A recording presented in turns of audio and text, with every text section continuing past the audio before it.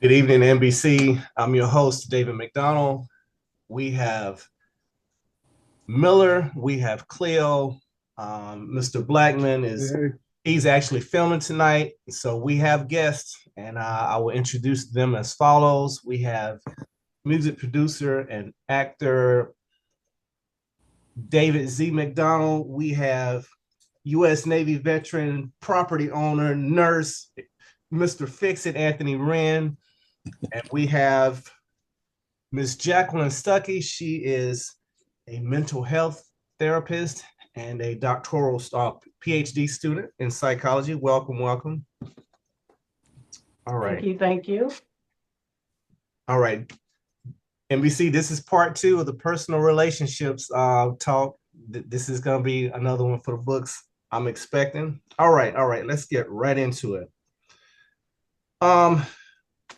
If someone were to ask you what your most striking physical attribute, what would you say?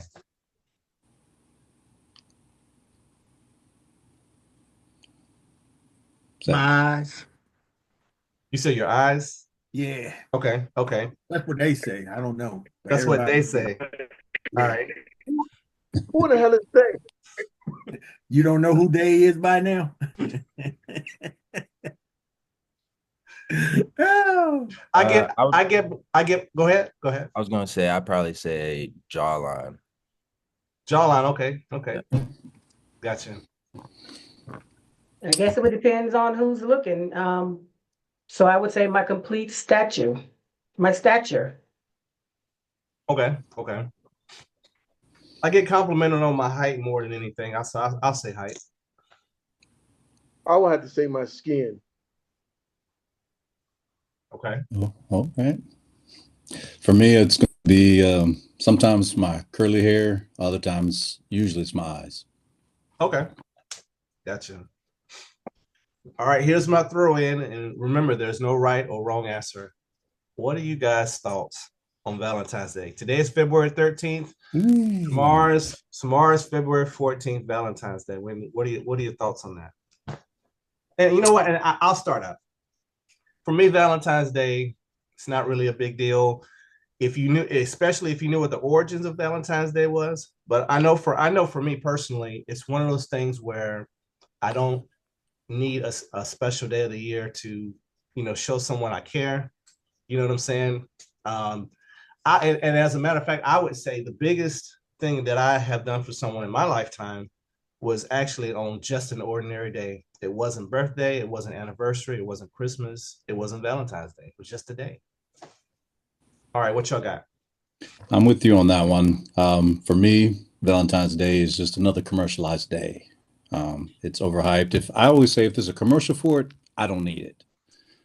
I prefer to do things primarily on the person's birthday and just random days of the week, like you said. It's like I've been known to just up and wash a car and get it all spritz because my ex had once driven through stuff and ran over a squirrel and it was a little messy underneath kind of thing. So I went and did all that, and then I took her to dinner and all of that afterwards. I mean, not really celebrating the death of the squirrel, but it's just random things throughout the week. It's like my motto is, do you want me to show you one day of the year or every day or more frequently throughout the year?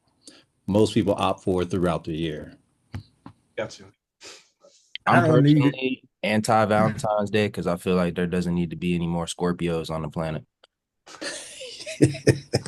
That was random. Okay.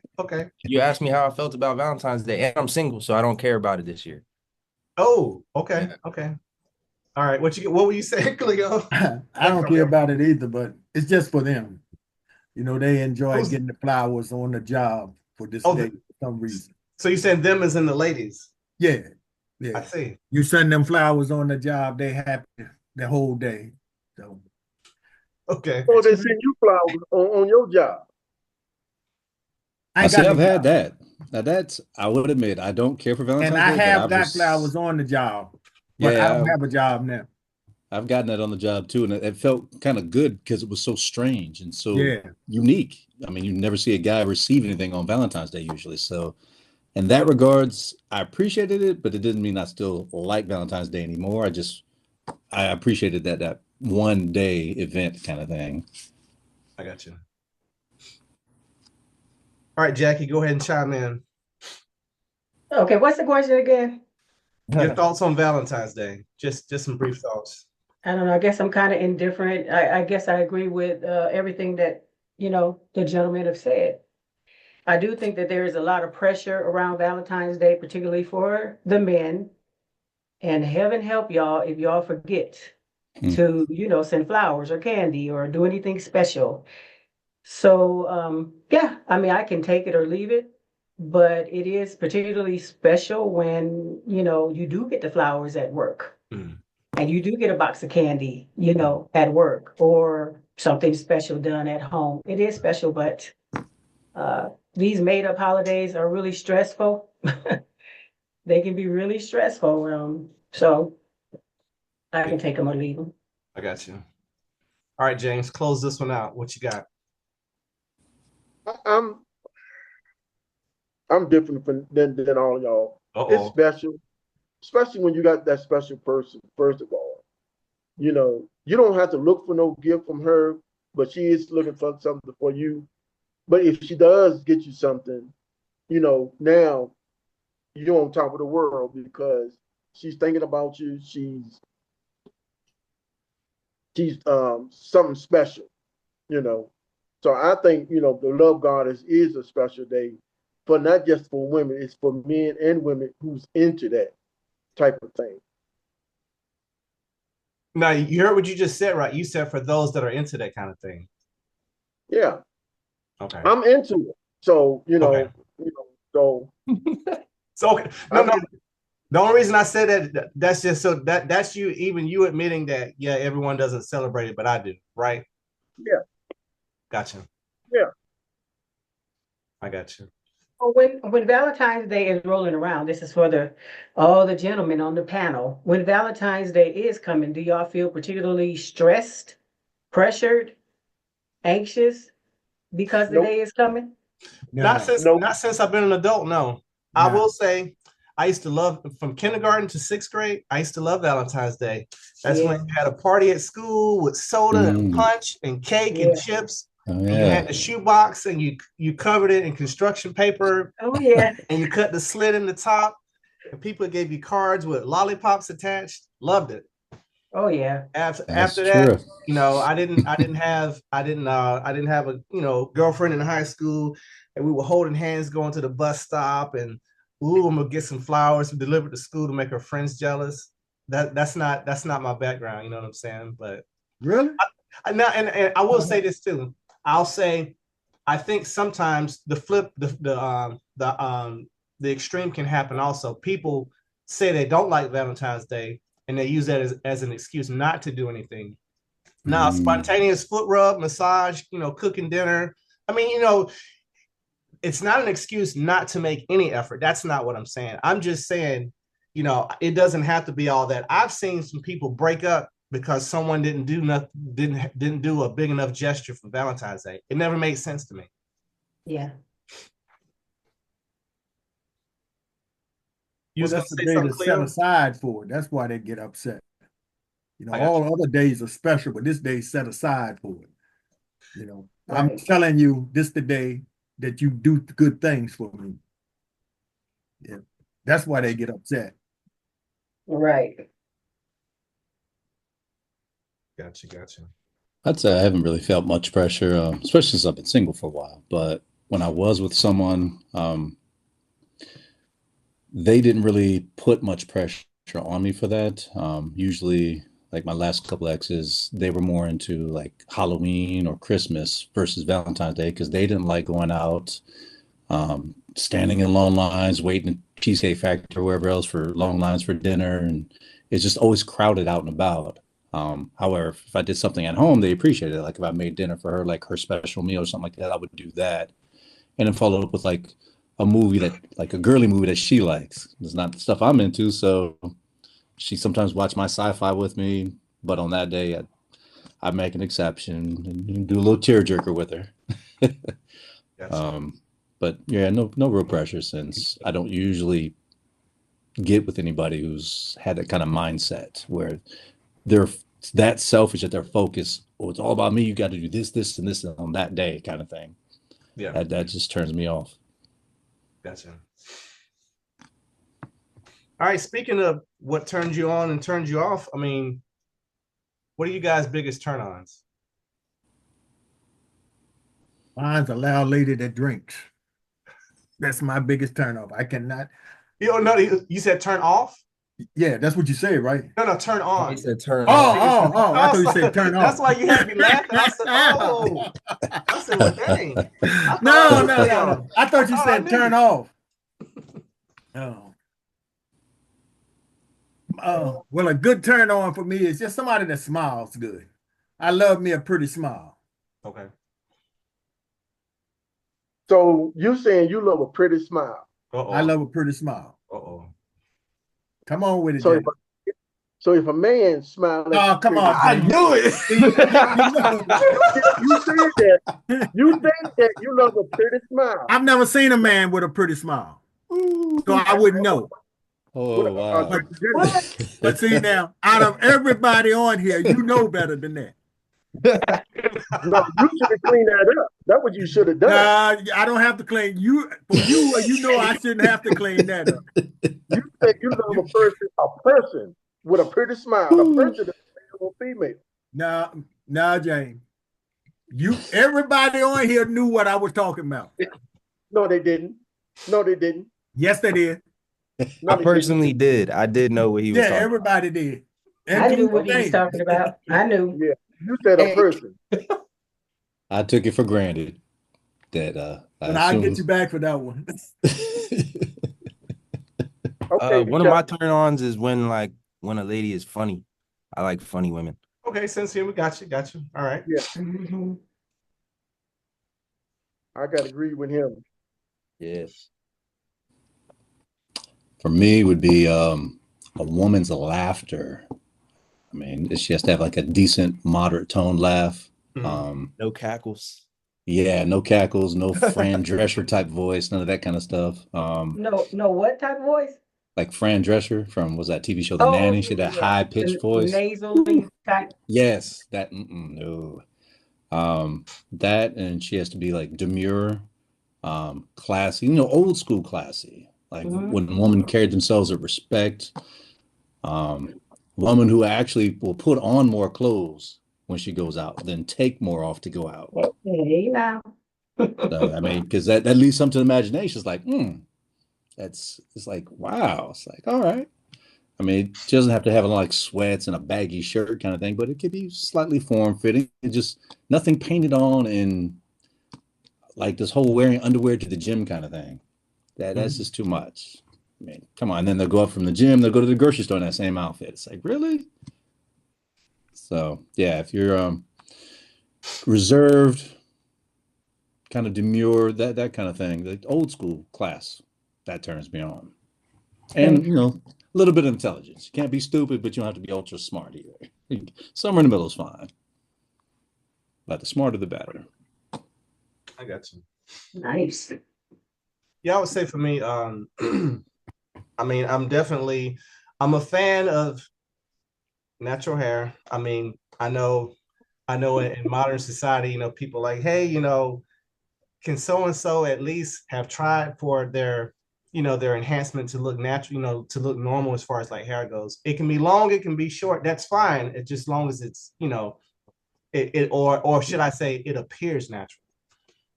Natural is great. Appears natural will work. And a great communicator. So, I mean, I'm not into the fancy cars or anything. I mean, money can buy a fancy car. Doesn't make you a great person or anything like that. So, yeah. What you got, Jackie? Well, because I feel like the Lone Ranger here, I am a little hesitant to share, but I have a few. Okay. I don't have just one turn on, but what I really like is a chivalry. Chivalry. That's what really turns me on from a man. I don't really see too much of that anymore. And I often ask the question whether chivalry is dead or not. Some have said that it's not dead, but it's on life support. I don't know about that, but I really appreciate chivalry. Open the door for, I will open the door for a man too. I will, wash his feet in public. You know what I'm saying? Okay. But I particularly like chivalry from a man. I like bravery. I like it when a man is courageous, not afraid to be who he is and not afraid to connect with me. Just show me who you are. But more importantly, I like it. What really turns me on is when a man allows me to be me, who is not afraid to, make the effort to show me that, hey, I would like to have a connection. And these are the things that I'm going to do to show you. And I'm not going to be afraid, because that's how it was when I was growing up. Men, if you were interested, there was no shame in their game. You know what I'm saying? They didn't care about how they look. That's why our music is so fabulous, because men, they can sing. Ooh, that's another thing that's a turn on. You ain't got to really be, an R&B singer or whatever, but I like good music. I like it when a man is, puts forward some gallant efforts to show me that, hey, I'm a man and I'm not afraid to show you that I'm a man. Okay. And I'm not afraid to let you be who you are. You know what I mean? Because we're all human, we all got emotions. We're all human. We're going to have conflicts and stuff, but bravery for me is the top two, chivalry and bravery. Gotcha. All right. All right. So I don't know if you guys knew this or not, but since the pandemic, this term on Google search has surged 300%. The term non-traditional relationships, that search term has 300% increase since the pandemic. I mean, so the question I'm presenting to you guys is, why do you think non-traditional relationships are on the rise in our society? I mean, that could be anything. That could be same-sex marriage. That could be polyamory. That could be open marriage. That could be any of those. I mean, why do y'all think that's on the rise in our society? Or even if you just want to share some personal thoughts on it. Because it's all acceptable.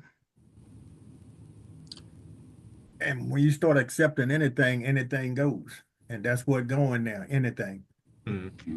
So that's why it's on the rise. Nobody wants to be in a one-on-one relationship anyway. Women or men, all of them want to cheat nowadays. So anything's acceptable. Now you can go with man and woman, woman and man. They don't care. If you see them, nobody cares anymore.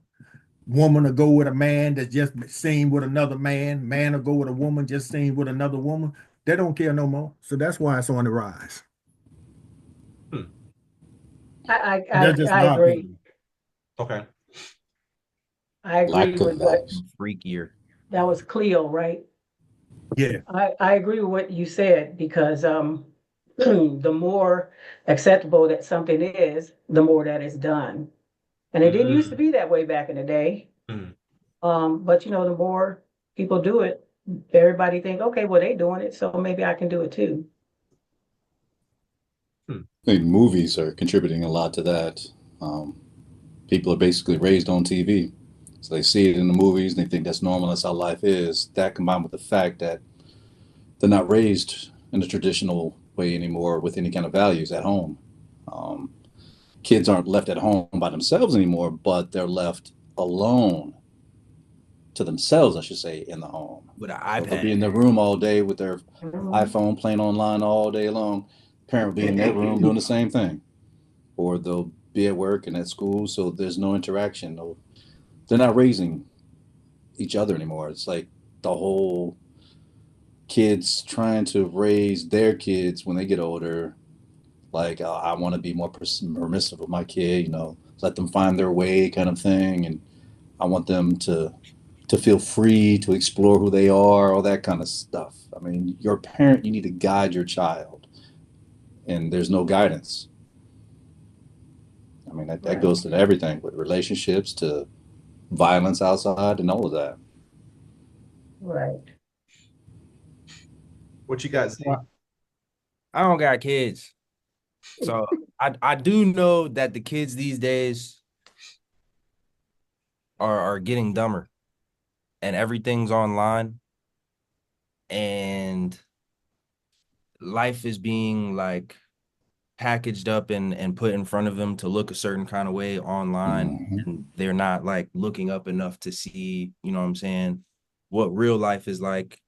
And then you just get everybody following the same trends. And then it just, you know, now you have an entire generation where like what was taboo before is now the norm, and they're all looking at everybody else like, what do you mean you don't do this, bro? Like hit the vape, hit the galaxy gas, bro. Let's go.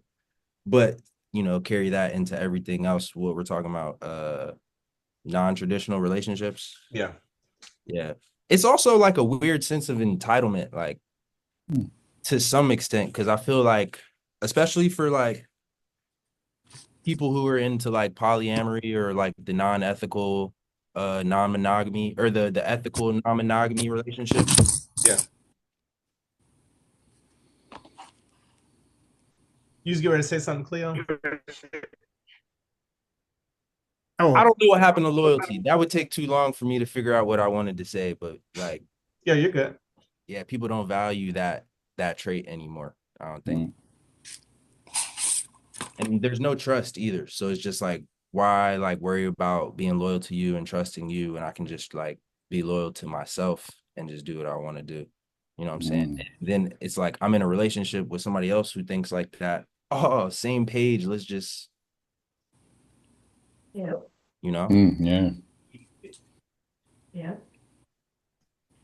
I think a big part of non-traditional relationships like polyamorous or just, for instance, polyamorous, is that, you know, people have, it has to do with sexual fluidity, gender differences now where, you know, in the past, it was taboo to talk about whether a man was gay. You better not be talking about no man being with no other man. And you know, but now women, lesbians was more popular back then. When I was growing up in the 60s, 70s, whatever, 80s, it was more popular. But now people are identifying as gender fluid, gender queer. Yeah.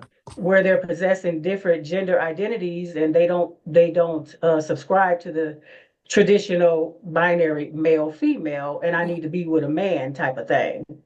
And so now, based on what Cleo said and what David said, the more exposure that people get with these types of things and the more that they see them doing it, they do feel comfortable coming out. They do feel comfortable expressing who they are and being who they are.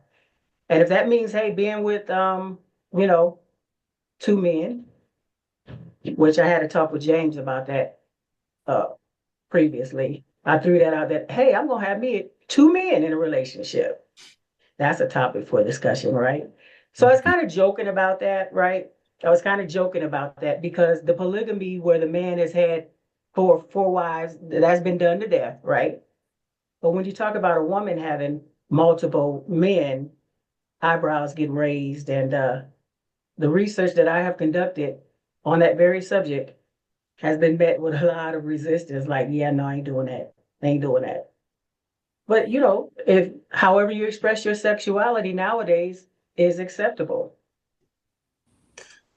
Gotcha. I know that Anthony said something that I definitely agree with. You know, typically the liberal bloc or liberal thinkers have control of the media, and certain agendas, you know, tend to get pushed, and so they want you.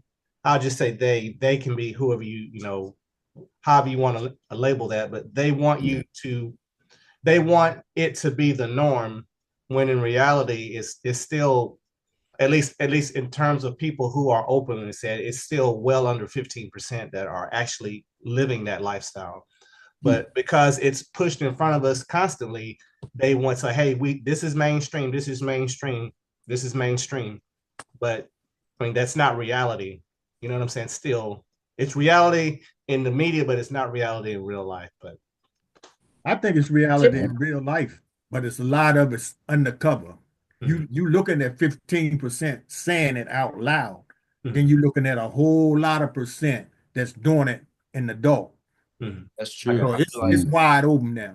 I hear you. I hear like you. It's a lot of people that like definitely is mainstream and like reality for like the entertainment business and like the media platforms and whatnot. But then when you get regular people, like they maybe probably can't afford to like live their life open like that. So they just like are sitting in the closet watching all the screens like, dang, I want to be on that. Like Cleo was saying, like DL secretly. I got you. I don't think it's much of a secret anymore. I mean, even if you double it, even if you double 15%, 30% is still well under the majority. But I understand I understand what all of you are saying, absolutely. But I want to hear from James. Well, can I ask a question before you get to James? Yes, ma'am. So just to clarify, you were talking about what Anthony said about the liberal media is skewed, right? And to, showing stuff that makes make people think it's acceptable. Is that what you're talking about polyamorous, sexual fluidity? Well, what I'm saying is based on liberal views. Well, what I'm saying is about the in terms of why is it on the rise, and the statistic I gave about the huge number of increase in searches. There's definitely curiosity out there about it, so that's why you search for something. Whether or not you follow through, that's another story.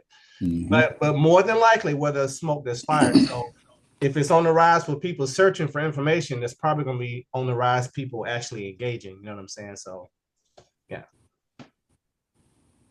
But that's all based upon what people are seeing, though. I mean, because I grew up. I mean, I'm sure we all did, with the exception of David. We all grew up in a time where it was like Johnny Carson, the national anthem, and there was nothing else on TV. Versus now, what happens is they have an excuse to be able to put whatever kind of media they want. This is unrated.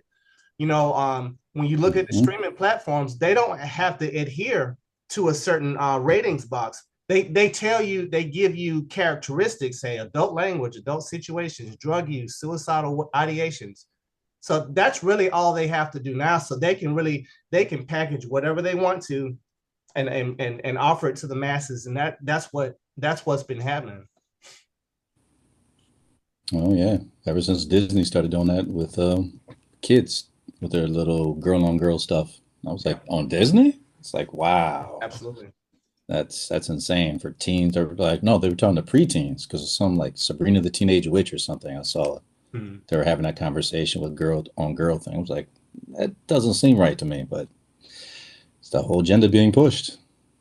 Yeah. It's everywhere. And of course, that doesn't fall under ratings because it's technically not taboo like that. No box at all. Yeah. Well, James, maybe Miller Boy put it back in the closet some now. You said a what? What's that, Cleo? Maybe Miller Boy is about to push it back in the closet some now. Okay. First of all, you said it's acceptable. It is acceptable. A true man is not going to accept that. A true woman is not going to accept it. First of all. Well, see, James, you always take it as if when I say it's acceptable that everybody accepted it. No, I don't accept it. But the majority of the people accepted it. But most people accepted it now. Most people have a gay relationship, polyamorous relationship, some type of relationship that's not the norm in their family now, and it's accepted. Everybody in that family don't accept it, but most of them accept it. Okay. Now, if you asking me, I would not accept my son being gay. I would not accept my grandson being gay. He can be it. I can't stop him from being it. That's his choice, but I've got my choice too. And you won't want him around you? No, sir. Why? That's your blood. Because that's my choice. I don't have to accept it because it's his choice. I accept my choice. That's real. That would definitely be a difficult situation for sure. And that happens a lot. Situation. I've heard of that happening. Absolutely. Yeah. I mean, I have a personal story. I mean, my oldest daughter, when she was a teenager, she insisted that she was gay. And she knew my stance on it. I didn't agree with it. I said, okay, there's no way I can stop you from seeing a woman or dating a woman, but don't come in here telling me you're going to marry a woman. Mm-hmm. I couldn't stop her. But then I realized that I was discriminating against my daughter because my son and my youngest daughter, I mean, they could have boyfriends and girlfriends and stuff like that. And I was not discriminating against them because of their choice, right? And, just it goes back and forth, spiritually, religiously, biblically. I was battling with all my biases and stuff. But the bottom line that I had to really come to grips with was that that was my daughter, and I loved her, and I wanted to support her, even though I told her, you ain't gay, you're not gay, fighting back and forth, you ain't gay. Yes, I am. Well, years later, she called me, confessing to me, crying, I don't want to die and go to hell. I don't even know why I'm seeing a woman. I ain't even gay. Sometimes you have to let these things play out, but I had to stop discriminating against my daughter, let her do what she gonna do. And then that's just the realization that she came to. So it is a difficult situation, Cleo. I hear what you're saying. Like, don't come, it's tough. Believe me, it is tough for a child. When your child tell you they like the same sex, and it goes against everything that you believe in, it's hard. Well, it ain't tough if you really believe in it. Say that again? It ain't tough if you really believe in it. Me, you can push it all day long, and I'm older than all y'all on here probably. And not by much. I'm set in my ways. And no, I like it. You ain't gonna tell me two men together is normal. You're not gonna tell me two women together is normal. I don't care how many times you trying to tell me how much storyline you trying to feed me. It's not normal. But we're not talking about that. We're talking about that's your blood. That's what I'm talking about. It's the same thing. It ain't the same thing, man. Yes, it is. So then you don't have a relationship with your son, your grandson, or whatever. No. You don't want that. You be the worst father in the world if you lose a relationship with your son. Oh, my son is gay. I don't want no dealings with him. He can't come to my house. The worst father in the world. Yeah. Oh man, go ahead with that boo. I mean, but you're right, Cleo. That was the argument. That was the thing that I was grappling with for years. Like, it's not normal. And that was the hardest part for me to accept for my daughter, because it's not normal, it's not natural. It goes against everything God was saying. Like I said, I had to examine all my biases for trying to discourage her into, being who she is. And I threw it all at her. You know what I'm saying? So it's not natural. It's not normal. It wasn't for me. But when it comes to the scripture, and I had to realize that the scripture says love conquers the multitude of sin, and that we have to hate the sin, but love the person.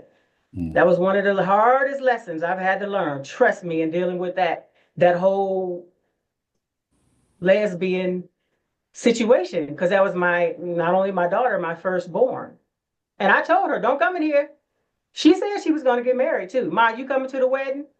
I was like, no, I am not. I am not. But I saw how much it was hurting her, because I was discriminating against her, and I had to, kind of, okay, she gonna do what she want to do anyway. I still love my daughter, but it wasn't easy. I think I'm gonna say one more thing on it, and then we'll move on.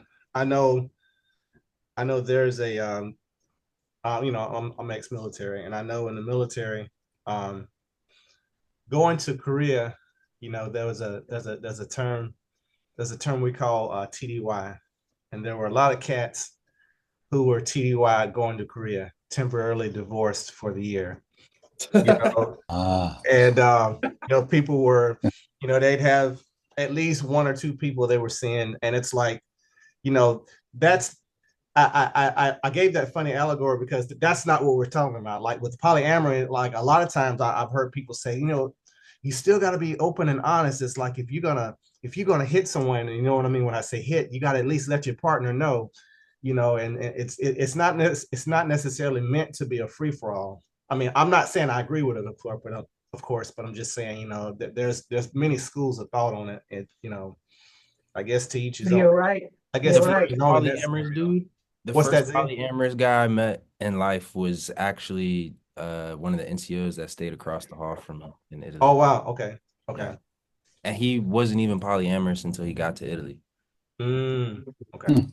So what was the structure of the relationship?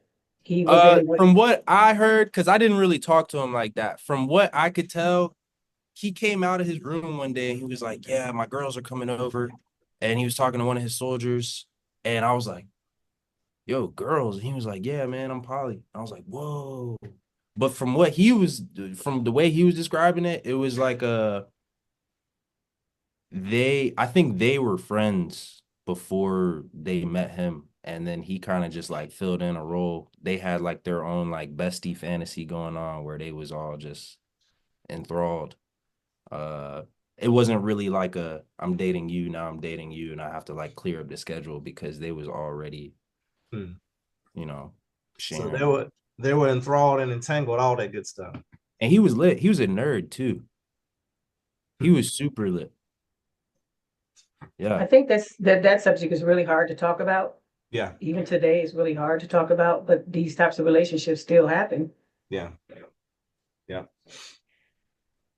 All right, James, we're gonna let you start this one off. What makes love last? Trust, honesty,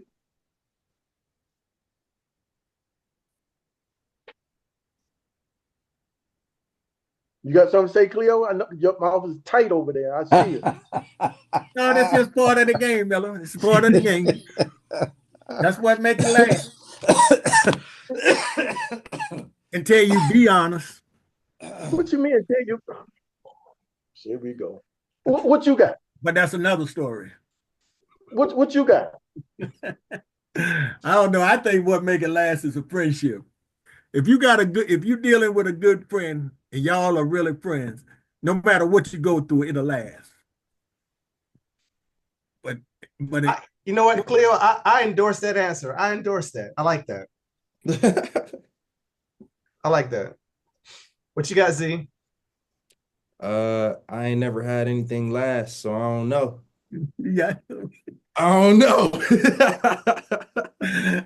Okay, that's an honest answer. All right. All right. What you got, Jackie? Oh my goodness.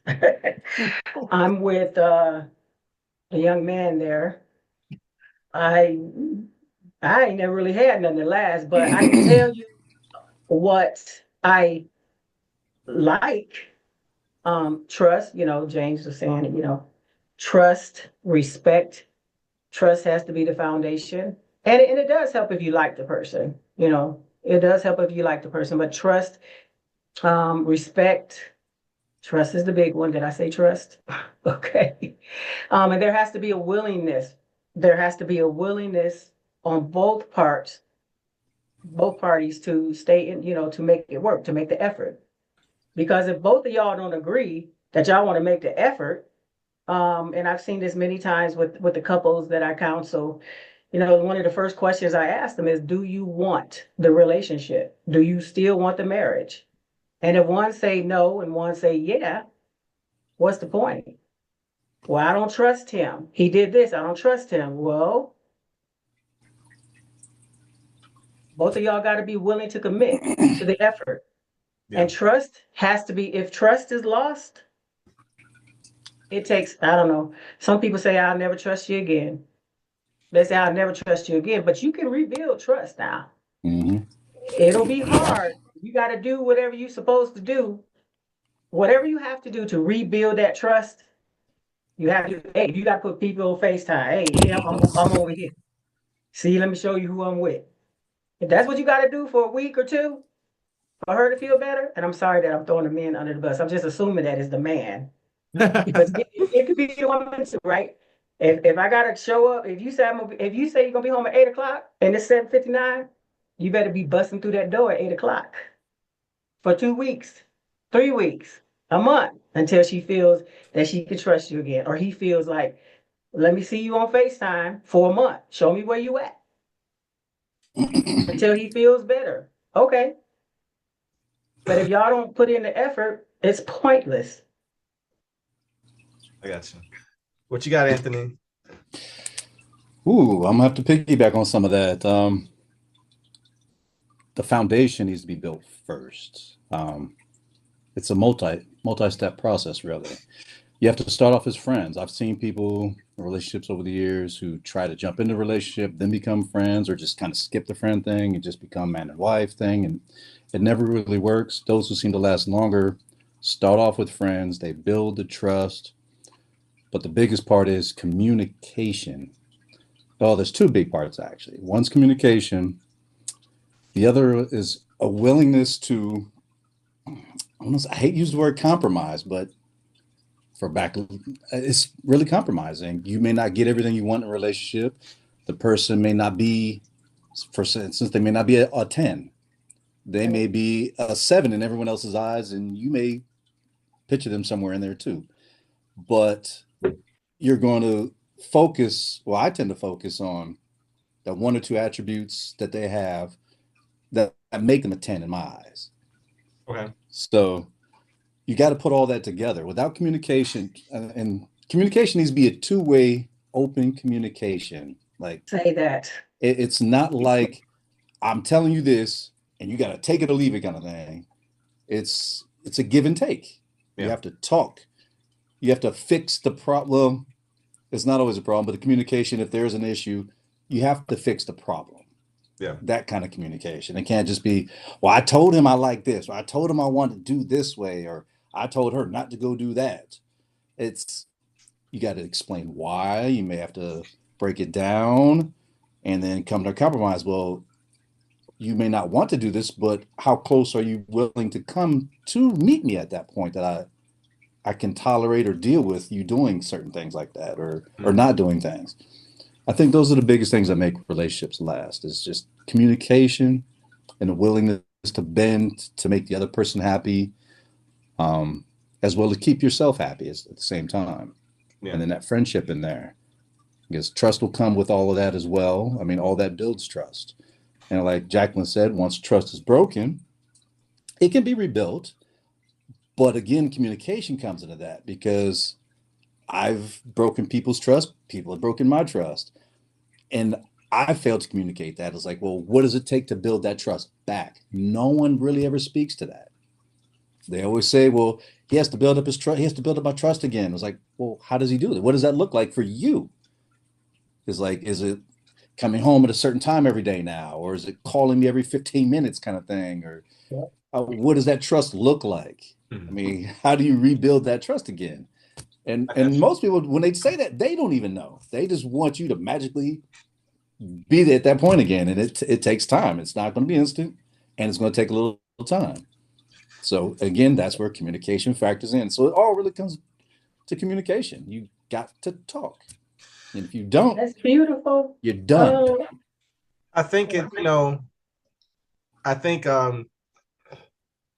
I guess remembering past conversations with some of you, I think it's a mixture. I mean, I think when Jackie said one thing that I really want to piggyback on: effort. It's like, Cleo mentioned, friendship. It's like, because if you're with someone long term, and when you get old and your plumbing's not working like it should, or even each other's hormone levels aren't where they normally, where they used to be, you still got to be friends with that person in order to want to continue to cohabitate and be around each other.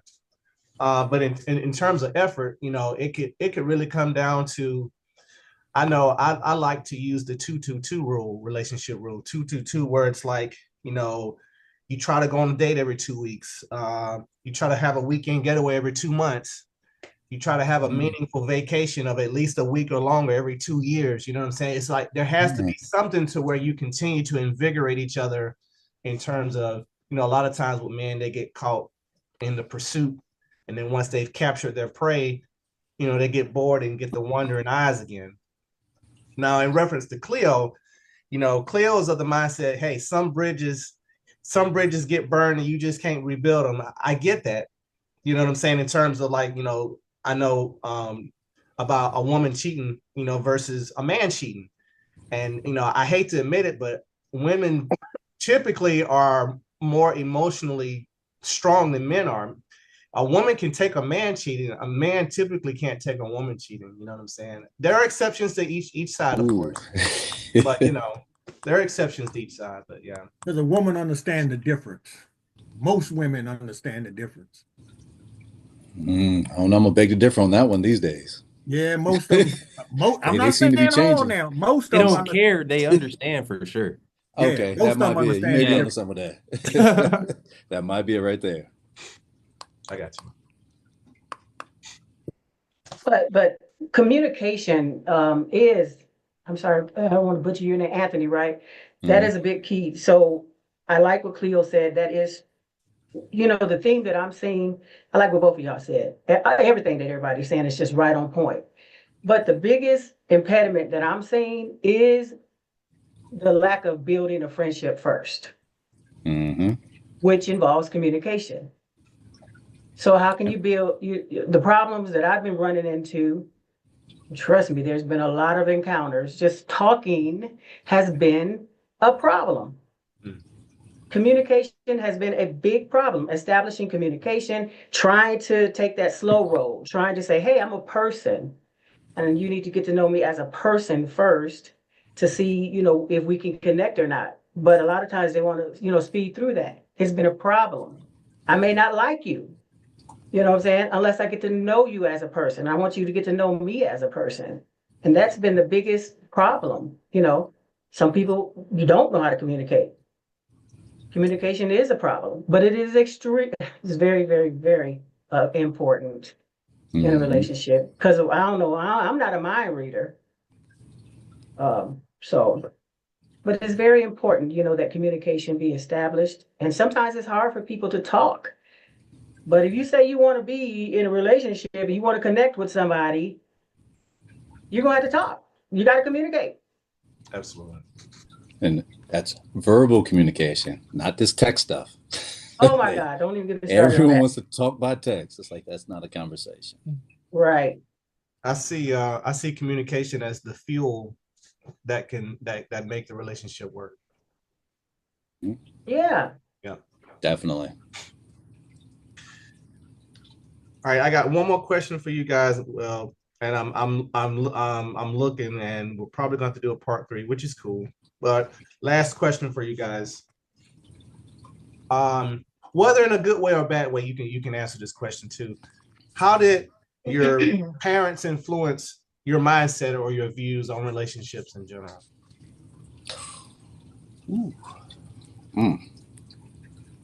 Well, for me, the stereotypical gender roles wherein, the man worked and the woman served him, the wife, that's something that really stayed with me, to perpetuate the gender role behaviors and stuff. Yeah. I don't have a problem with that. I still value that because I'm still old school, and I don't have a problem because I feel honored to serve my man or my husband if he, when he comes home from work, if he's doing the right thing, if he's taking care of the household, if he's, we're working together, and it is my honor to serve him. That was one of the good things that I got from my parents. I can't really say much more positive things about my parents because they had a really dysfunctional relationship, a love-hate relationship.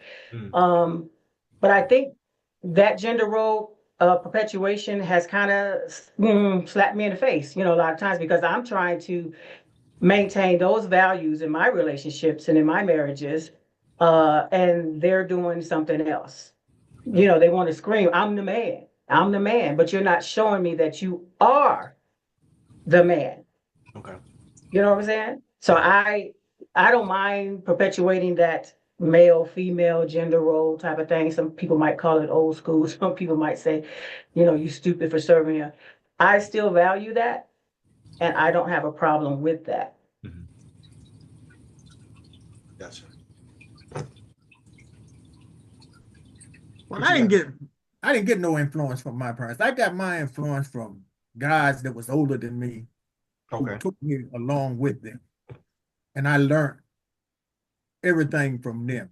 I saw what my parents was doing. I saw what everybody else was doing. And what everybody else was doing was better for me.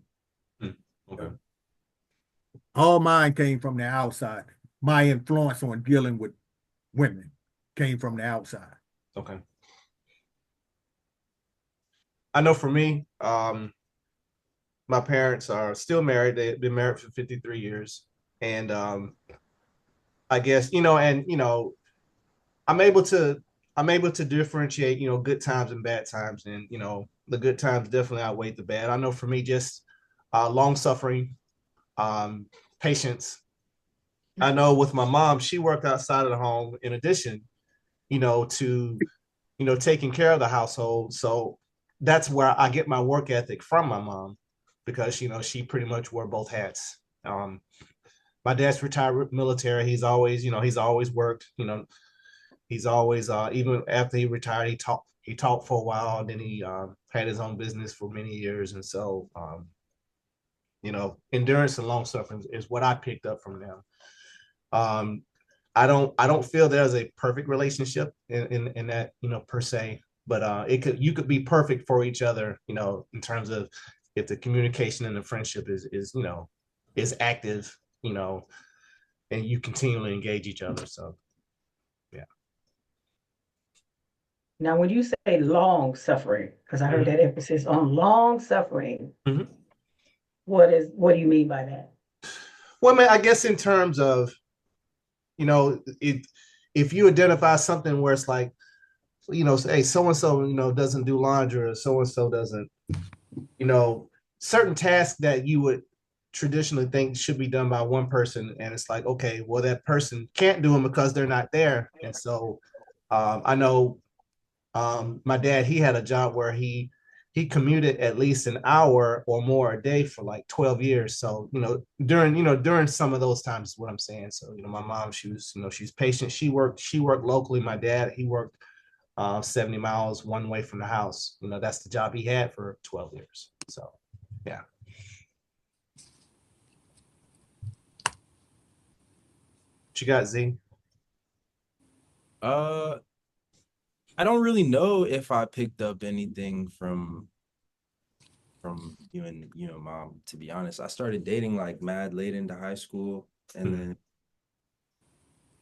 I had one like long-term relationship after that. Well, two up until now, but like they were all pretty like juvenile relationships, and like just consisted of teenage things mostly. So I don't really know if I was able to exhibit traits that I picked up from y'all. Okay. But like definitely like goated parents for sure. Like when I get married, definitely want to be a David McDonald Jr. type dad, I see. for sure. Yeah. Gotcha. All right, James, close it out. What you got? What you got on that? All right, I didn't pick anything up from my mom and dad, because they was old school.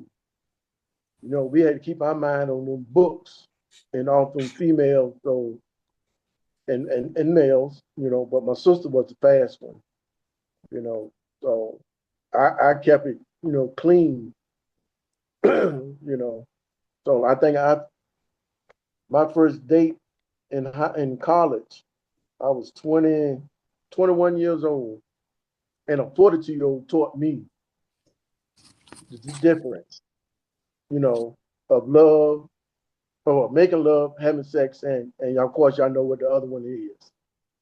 I didn't know. I thought all of them were one thing, but yeah, she taught me.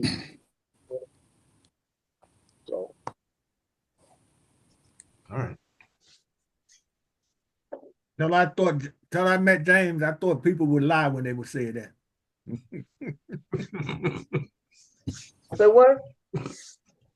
Until I met you, I always thought people would lie when they say I ain't never touched a woman until I got to college. Oh, that's still extremely common, like surprisingly. Really, really, yeah. Even for today's world. Yeah. And I've heard people say it, but I didn't believe it until I met him. And he told me that. I didn't believe him in the beginning either, though. James is that guy. I'm telling you, he is that guy. Gotcha. All right, y'all. We're going to wrap this episode up. We appreciate our guests joining us tonight. Their input was valued. We appreciate you guys. So anyone that wants to be a guest on the show, respond to the email that is in the video description. I'm your host, David McDonald, and we are MBC signing off. You guys have a great night. Thanks for listening. Yeah, I It's nice appreciate meeting you y'all. all. Yeah, have a good one. Nice meeting you. Take care. All right now. All right now.